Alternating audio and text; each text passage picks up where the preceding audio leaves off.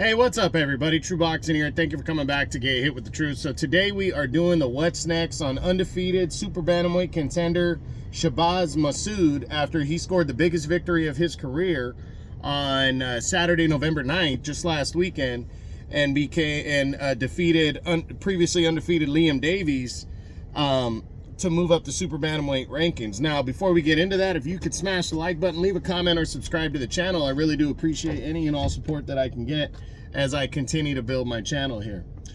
So, this win for Masoud was a big one. You know, it really put him at the top, you know, of the contenders that are on that next level. Like, he's not on, obviously not a mandatory with the win.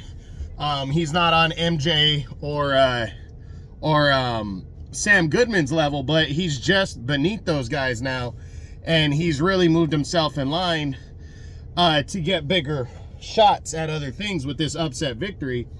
And like I said, it was a really good performance. You know, he outboxed and outworked Davies, who is, you know, regarded to be one of the next you know, the next contenders. He kind of took his spot with this win.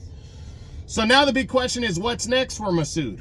Well, let's look through the mid-year top 10s that I had, and we'll kind of go from there and see what could possibly be next. Now, his highest current ranking right now is in the IBF, where he is number 4. Sam Goodman's number 1. He's fighting Inoue for the title next, and then Marlon Tapales, the former 2-division and unified champion, is number 3. There is no number 2 contender. So that's his highest ranking right now. Now let's take a look at, we start with Naoya Inoue, the reigning undefeated champion. I doubt he has any kind of a chance to fight Inoue. Inoue is fighting Sam Goodman as IBF mandatory challenger next. That's December 24th. And then there's one of 2 options, I think, after that for Inoue. If he defeats Goodman, it would be either a mandatory against MJ, the former unified champion, or it would be a defense against bantamweight champion Junto Nakatani, because they have been talking about that as well. And then there's Bam Rodriguez potentially, you know, which that's not a guarantee, but there's a lot of pound for pound talks about a huge showdown between those 2.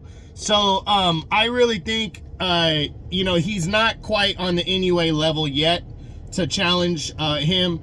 So I don't think he's a serious contender for Naoya Inoue. Stephen Fulton has moved up to 126, so he's not an option. Then you got Luis Nery, the former 2-division world champion. Nery would be an interesting option. He's coming off the loss to Inoue. Nery's highly ranked in the WBC right now. He's still ranked number 3 in the WBC. And I think after the way Masoud looked, maybe the WBC is gonna rank him now. The WBC rankings haven't been updated since October 18th. So Masoud might be able to bust into there and move ahead of where Davies was and move towards a potential showdown. But I honestly don't think a fight with Nery would be in the books. I think his style clash, the fact that Nery's kind of a bigger name, maybe doesn't want to come back against a guy who can purely box, might be, you know, might be a little detrimental to him. He might be wanting to take a little bit more time off or move up in weight. So I don't see a fight with Nery being possible. Then there's Marlon Tapales, and I mentioned earlier that Tapales is ranked, he's ranked number 3 in the IBF right now, where Masoud is ranked number 4. And with Sam Goodman getting his mandatory shot in the next fight against Inoue, that leaves the door wide open for the next mandatory. I think this is a real possibility. Tapales really doesn't care who he fights for the most part, as long as he's getting back in line for a title shot. And if the IBF, which is where he won both his 118-pound and 122-pound titles, if that's where he can get his best chance at a world title again, I think he would take it. And Masoud being an undefeated fighter, it's still an attractive fight, and I think this one could be possible next right here. Then you got MJ Marajan Akhmadaliev. He's a WBA's mandatory challenger. He's not going to risk that to take on a guy like Masoud when he's already locked in for a title shot, so I don't see that one. And I don't see Masoud, even with a win over Davies, he's not going to move from number 8 into the top 2 spots, in my opinion, to earn a shot at the vacant title against Akhmadaliev, unless one of the top guys refuses to fight Akhmadaliev for the vacant title, which I don't think they will. So I don't see MJ and Masoud being possible. Then you got undefeated WBO IBF mandatory Sam Goodman. Not going to happen. Goodman's fighting Inoue next. Nobody's really giving them a chance to win that fight, a big chance. If he loses, I don't think he fights a guy like Masoud. If he wins, I don't think he fights a guy like Masoud. I think he'd be too big for that. So I'm going to say no to that one. Azat Hovhannissian at the mid-year was in my top 10. He probably is towards the back now. He not likely coming off of another loss at the hands of David Picasso. So I'm going to say no to that one. Rais Salim is moving up to 126. I think he did, actually, already move up to 126, so that one's out. A rematch with Liam Davies, I don't see it. Masoud doesn't have to do it. He convincingly won. I don't know if Davies would want to fight him again. And then there's Ionut Baluta, who lost earlier this year to Dennis McCann. Then you got Dennis McCann. Would that one be an attractive fight? You know, it wouldn't be, I wouldn't completely rule that one out because they're both undefeated and on the rise. McCann's number 3 in the WBO right now. He probably would want to continue to move up and face a guy like Masoud later on. So I'm kind of leaning towards that one not being next either, but I wouldn't rule it out.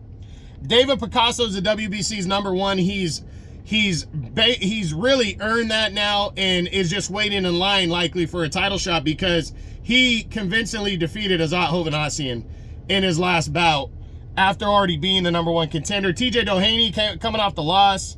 Ramon Cardenas is number 2 in the WBA right now. I think he's lining up for a title shot against Marajan Akhmadaliev if Inoue passes on a mandatory defense against MJ after Sam Goodman. And then John Riel Casimero, I don't see that one being a possibility for Masoud. So Masoud, you know, I really believe he should focus on an IBF final eliminator with Marlon Tapales. Tapales is a veteran, former unified champ, but I think Masoud would be the favorite in that one.